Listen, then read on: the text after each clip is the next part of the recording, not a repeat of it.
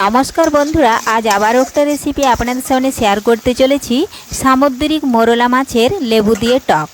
আপনারা প্রথম থেকে পুরো ভিডিওটা শেষ পর্যন্ত দেখতে থাকুন। এ দেখুন, আমি ধুয়ে পরিষ্কার করে লবণ আর হলুদ ভালোভাবে মাখিয়ে রেখেছি। বেশ কিছুক্ষণ হয়ে গেছে। এখন গ্যাস ধরিয়ে কড়াই বসিয়ে দিয়েছি। কড়াইয়ের মধ্যে দিলাম সাদা তেল। আমি এখানে সাদা তেল দিচ্ছি, আপনারা পারলে সরষের তেলও ভাজতে পারেন।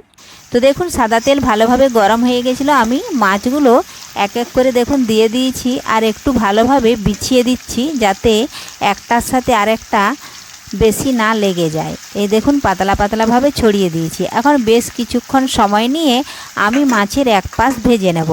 তার আগে যদি কোনো বন্ধু আমার চ্যানেলে নতুন হয়ে থাকেন, চ্যানেলটি সাবস্ক্রাইব করে বেল আইকন হলে সেট করে দিন সবার প্রথমেই আমার রেসিপি পেতে। মাছগুলো এক পাশ ভেজে নেওয়ার পরে আমি আর এক পাশ উল্টে নেব। তো দেখুন বন্ধুরা, এক পাশ হয়ে গেছে, আমি আর এক পাশ এই দেখুন উল্টে নিচ্ছি। এইভাবে লেগে গেছে একটার সাথে আরেকটা, তো ভয়ের কোনো কারণ নেই, ও আস্তে আস্তে ছেড়ে যাবে। এই দেখুন এইভাবে উল্টেছি। এখন এই পাশেরগুলো উল্টে নিচ্ছি। আর এই মাছগুলো কিন্তু অনেকটাই নরম, একটু হালকা হালকাভাবে নাড়াচাড়া করতে হবে, তা না হলে কিন্তু ভেঙে যাবে। এই দেখুন এইভাবে উল্টে নিচ্ছি।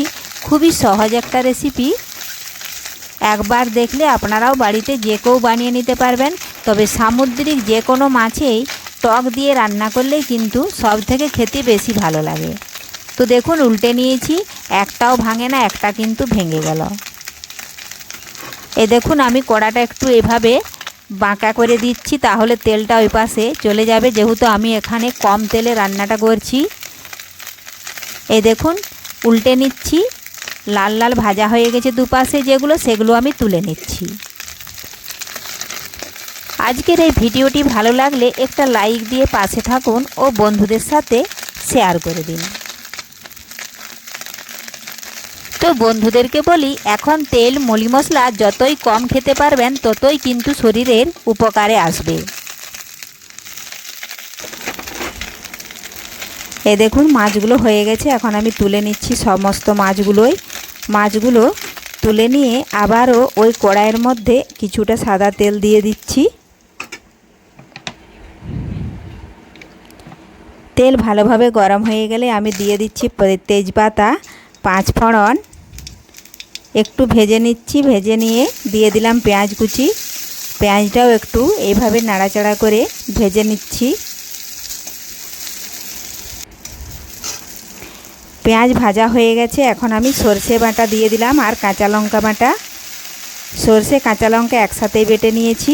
এখন দিয়ে দেবো একটু জল। একটু সরষে বাটাটা নাড়াচাড়া করে মিশিয়ে নিলাম পেঁয়াজের সাথে। এখন দিয়ে দিচ্ছি পরিমাণ মতো হলুদ গুঁড়ো, আর পরিমাণ মতো দেব লাল লঙ্কার গুঁড়ো।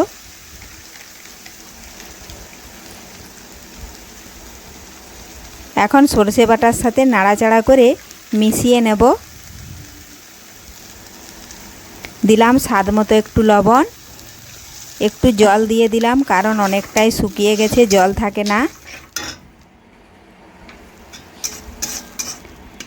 এইভাবে একটু নাড়াচাড়া করে সরষে বাটা একটু ভেজে নিচ্ছি।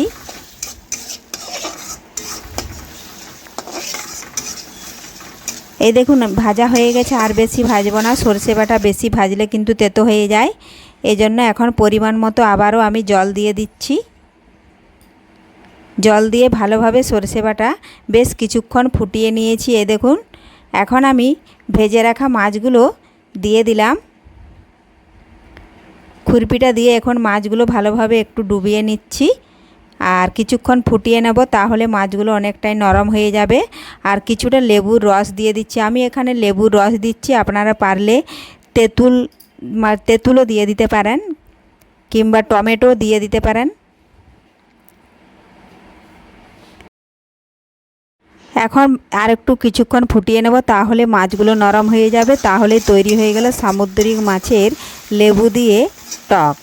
আপনারা পারলে একটু চিনি দিতেও পারেন, নাও পারেন। যারা টক খেতে বেশি ভালোবাসেন চিনি দেওয়ার দরকার নেই। তো রেসিপিটি ভালো লাগলে লাইক, শেয়ার, কমেন্ট করতে অবশ্যই ভুলবেন না বন্ধুরা। ধন্যবাদ। ফিরে আসছি আবারও পরের ভিডিওতে।